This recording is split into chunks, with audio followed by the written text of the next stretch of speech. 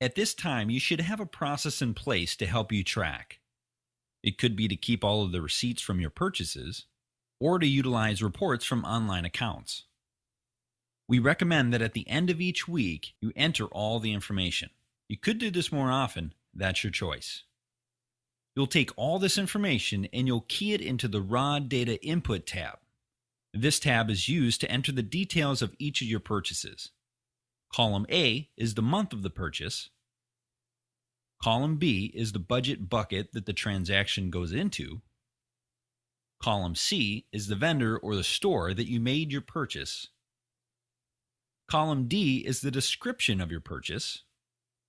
And column E is the amount of the transaction. Here's a couple important notes before entering your transaction data. The first thing to know is that spelling counts. When entering your budget buckets, they must match exactly the way that you have them keyed in to the monthly budget and the monthly savings tabs. For example, if you have a budget bucket entitled Groceries, and you enter a transaction with the budget bucket of Grocery, the dollar amount entered is not going to be factored into your monthly budget. The formulas apply for each tab, so the data must be exact for it to feed into the monthly and annual summaries. And second, if you find that you need to enter more rows because you have more than 60 transactions, that's easy to do. Highlight an entire row, right-click, and select Insert Row. This will keep the data and the formulas intact. This method also applies for any of the tabs if you need to add additional rows. Now I'll enter some data into the Raw Data Input tab to give you an example of how the budget works.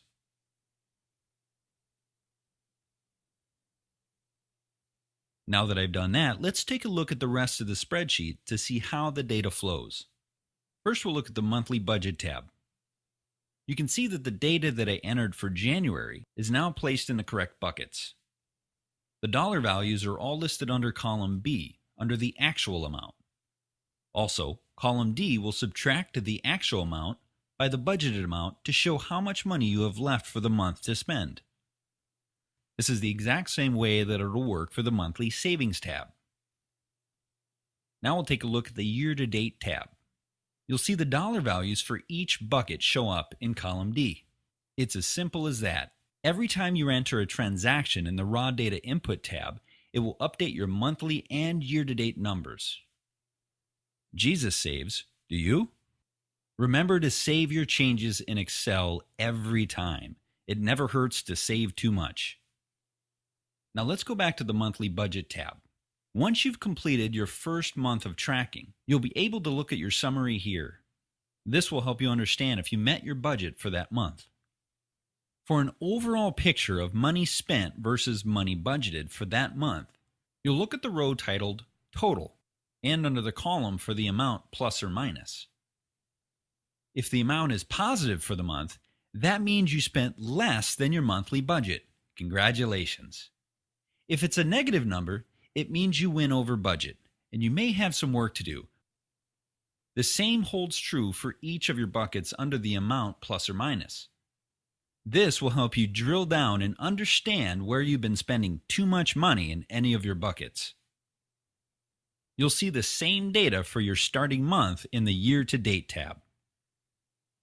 Once you've completed your first month, you'll begin to enter transactions for month 2. You'll follow the same steps. This will properly place your transactions into the correct months. Pretty soon, this is going to become a routine. Before we conclude, I wanted to mention a couple of uses for the Year-to-Date tab. One thing that is nice about this tab is that it allows you to look at trends in your budget from month to month.